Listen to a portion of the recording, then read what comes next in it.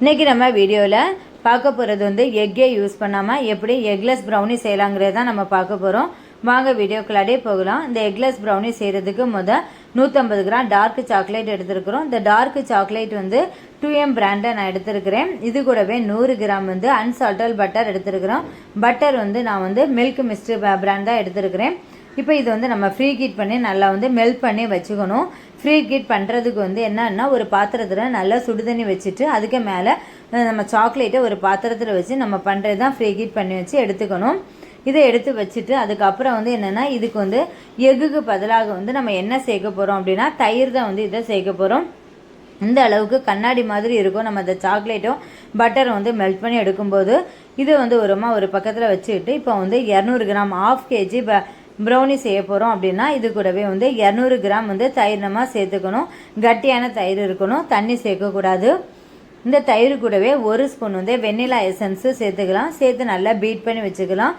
இதுக்கு வந்து சுகர் வந்து பார்த்தோன்னா 60 கிராம் வந்து ப்ரௌன் சுகரும் 60 கிராம் ஒயிட் சுகரும் சேர்த்து நம்ம பீட் பண்ணி வச்சுக்கலாம். இது பீட் பண்ணி எடுத்தாச்சு. நம்ம மிக்ஸ் பண்ணி வச்சுருக்கிற சாக்லேட்டும் பட்டரும் இது கூட சேர்த்து நல்லா மிக்ஸ் பண்ணிக்கலாம். இப்போ மிக்ஸ் பண்ணும்போது என்னென்னா ஒரே பக்கமாக தான் மிக்ஸ் பண்ணணும். அப்போ தான் நமக்கு வந்து ப்ரௌனி வந்து ரொம்ப பக்குவமாக வந்து கிடைக்கும் நமக்கு. ஏன்னா இதுக்கான மைதா வந்து பார்த்தோன்னா 80 கிராம் மைதா வந்து நம்ம இதில் சேர்த்துக்கலாம். அது கூடவே 20 கிராம் வந்து கொக்கோ பவுடரும் நம்ம வந்து சேர்த்துக்கலாம்.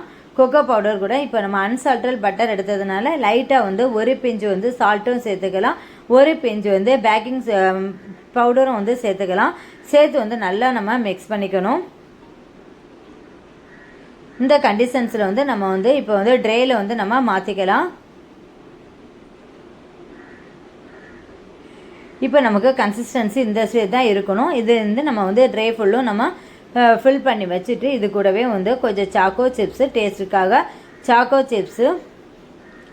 சிப்ஸ் வந்து நீங்கள் சாக்லேட்டு சேர்த்துக்கலாம். நல்லாவே இருக்கும் டேஸ்ட்டு. இது கூடவே கொஞ்சம் நட்ஸும் வந்து சேர்த்து நம்ம வந்து எடுத்துக்கலாம்.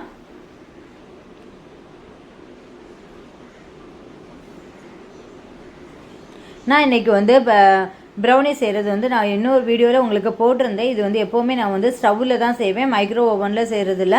ஸ்டவ்வில் தான் செய்வேன். ரொம்பவே டேஸ்ட்டாகவே இருக்கும், ரொம்ப அழகாக வரும், ரொம்ப டேஸ்ட்டாக இருக்கும் ப்ரௌனி. இந்த வீடியோ வந்து உங்களுக்கு பிடிச்சிருந்ததுன்னா லைக் பண்ணுங்கள், ஷேர் பண்ணுங்கள், சப்ஸ்கிரைப் பண்ணுங்கள், பக்கத்தில் இருக்க பெல் ஐக்கானை கிளிக் பண்ணுங்கள். நம்ம இன்னொரு வீடியோவில் வந்து மீட் பண்ணலாம். இது வந்து ஒரு கஸ்டமர் வந்து என்கிட்ட ஆர்டர் பண்ணி கேட்டது தான் நான் வந்து செஞ்சு கொடுத்தது. ஓகே, பாய், தேங்க்யூ.